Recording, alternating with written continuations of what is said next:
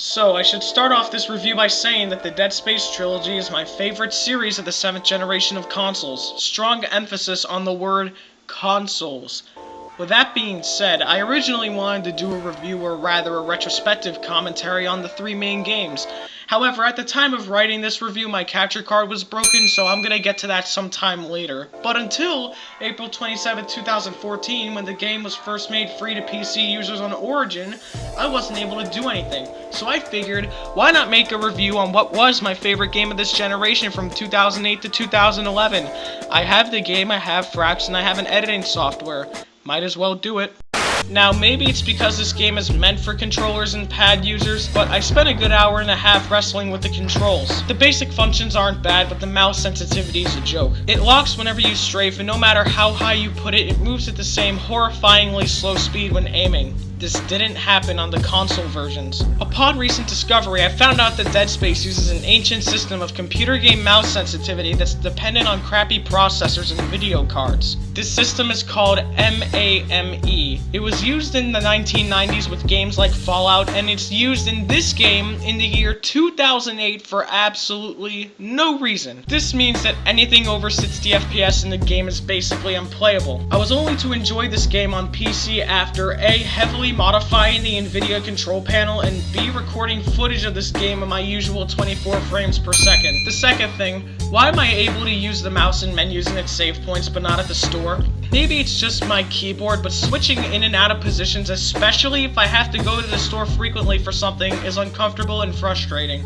And why can't I switch weapons with the middle mouse button? I can do this in all my other games, and I can find any other control to my liking except that one. And the store menus, of course. If I hadn't played the PC version of this game, then I would have been totally ignorant to these problems, because face it, it's pretty crappy when a game is only playable after locking your frames during recording. I don't know anything about that. Aside from that, Dead Space is pretty much a flawless concoction of the nightmares you have at night in Resident Evil 4. Whoever tells you that Resident Evil 4 didn't play a part in inspiring Dead Space's game mechanics is a friggin' liar, and you punch them in the throat. In all seriousness, the games as far as style is concerned look identical. They are both over-the-shoulder horror action shooters. Dead Space isn't horror survival, it's action horror. If you have a hard time keeping up with what I mean, then think of it like this. Amnesia: The Dark Descent was a horror survival game, and Resident Evil 4 was barely horror action. Dead Space uses fear, to be sure, but it's not overly formulaic in the sense that once you memorize where necromorphs come from, where to shoot them, and how to confirm kills, the fear leaves you, because the fear this game depends on is rooted in jump scares, which I'll address later. The closest thing to horror survival in this game is ammunition and inventory management. For example, on easy difficulty, you'll get a magazine drop for the plasma cutter that contains 9 bullets. On normal, it'll have 6, on hard, it'll have 4, with some of them having 3, and on impossible mode, it'll always be 3. You get the same drops in different places with varying amounts depending on difficulty. That's the only thing this game has towards horror survival. Now, back on the subject of jump scares. Blah! I personally hate jump scares, but I'll make an exception for this game, because this game does keep you on the edge of your seat, so when you do jump for whatever reason, you're not thrown back into the heart attack inducing environment. You're not so sure if you want to move on or not, and you get forced into the habit of confirming kills as soon as you start shredding limbs. Now, forgive me for sounding sadistic, but that might be the only reason someone might play this game. Someone who's as stereotypically aristocratic as I will appreciate the game for its strategic elements, addictiveness, and excellent story, which has spawned great comic books and animated films. But the casual gamer of the here and now may have more of an appreciation of the game just because they shoot things. Dead Space does shooting things, and even more so the core act of killing very well. The game uses a system of takedown called strategic dismemberment. Basically, all that means is that you cut limbs. There's a decent story behind it, which I won't spoil for you, but it seems like every weapon in the game serves that purpose excellently. Now, in most situations, necromorphs will go down after having removed 2 limbs, sometimes 3 with different enemy types or harder difficulties.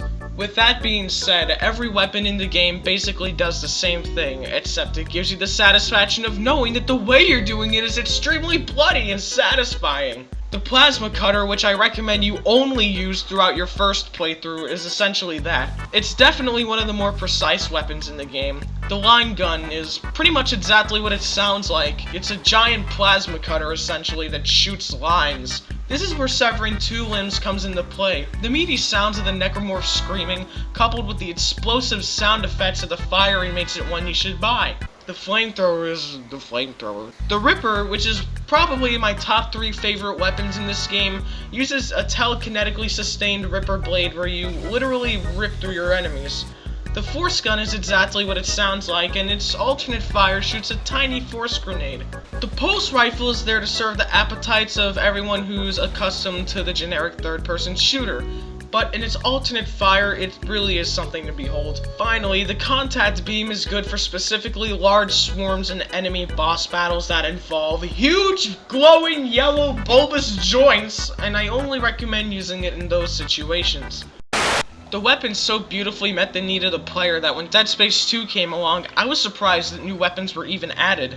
The gameplay in Dead Space as a whole is amazing, but it's also made very apparent that this game is intended for those who scare easily. To play this game, because of its dismemberment mechanics, you have to have a steady hand. And again, if you're like me, then you begin to memorize the patterns in which necromorphs try to attack you, therefore fear isn't present. However, if you're not getting the daylight scared out of you as advertised, the game certainly dumbfounds you. Despite the fact that you might memorize the patterns in which necromorphs pop out, you're never gonna quite guess when or how they pop out. Giving credit where credit is due, the game always tries to outsmart you. Hey, that rhymes. It gets to the point where it happens so much that you begin to get cocky, especially on the easier difficulties, and that's the moment where you become outsmarted. It'll happen eventually, and when it does, you'll either be releasing bodily sludge in your pants or you'll be kicking yourself for how stupid you feel. This is why the game is so good as just a game. The game not only manipulates your fear to scare you every once in a while, but it manipulates your other senses as well, creating a feeling of paranoia that's only paralleled by Amnesia: The Dark Descent. You'll find yourself checking your corners without even thinking about it. You'll find yourself stasising the Bio-Recombinator more than 7 times, knowing that stasis in the game is very limited. You'll find yourself wasting complete inventory slots of ammo just making sure an enemy is dead, and you'll feel stupid for wasting the time and resources. And that's why you need to be on your toes. Memorizing these patterns gives you a feeling of satisfaction. You see, this game is for competent gamers. Competent gamers is a scientific term used to describe those who like making progress too quickly and collecting everything. This game definitely shows that, as there are speedruns available on YouTube that have been done in under an hour. There's plenty of audio logs. And I found the game to be very addicting the first time I played it. My cumulative save files in the PS3 alone reveal over 200 hours of replay. Well, what is it about the game that makes it so great? To answer this, I'll have to break down the game by story and lesser attributes of gameplay.